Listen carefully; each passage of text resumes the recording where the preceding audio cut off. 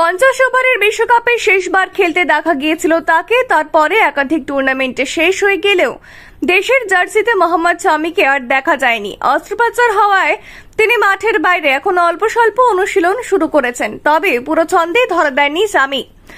বং পেশার সম্পর্কে তার বন্ধু অজানা এক তথ্য জানিয়েছে। সেই বন্ধুর কথায় প্রতিদিন শামির 1 কেজি মাটন দরকার হয়।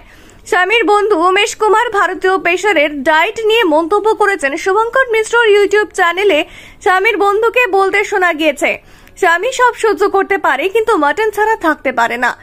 একদিন যদি মেনুতে মাটন না থাকে তাহলে দ্বিতীয় দিনে বিরক্ত হয়ে ওঠেন। একদিন যদি 1 কেজি মাটন না খায় তাহলে ওর বোলিং এর গতি 15 কিমি কমে যায়। পুরোদস্তর সুস্থ হয়ে কবে মাঠে ফিরবেন শামি? শ্রীলঙ্কা সফরে দল রওনা হওয়ার আগে নির্বাচক মণ্ডলীর চেয়ারম্যান অজিত আগরকর জানিয়েছিলেন পুরোদস্তর সেরে উঠতে শামির কতদিন লাগবে সে ব্যাপারে কিছুই জানেন না তিনি। বাংলাদেশের বিরুদ্ধে প্রথম টেস্টের আগে সুস্থ শামিকে পাওয়াই একমাত্র লক্ষ্য। আগরকর বলেছিলেন, বাংলাদেশের বিরুদ্ধে প্রথম টেস্ট 19 সেপ্টেম্বর, তার আগে সুস্থ শামিকে পাওয়াই লক্ষ্য। সামনে একাধিক টেস্ট ম্যাচ রয়েছে ভারতের, সেই কারণে ফাস্ট বোলারদের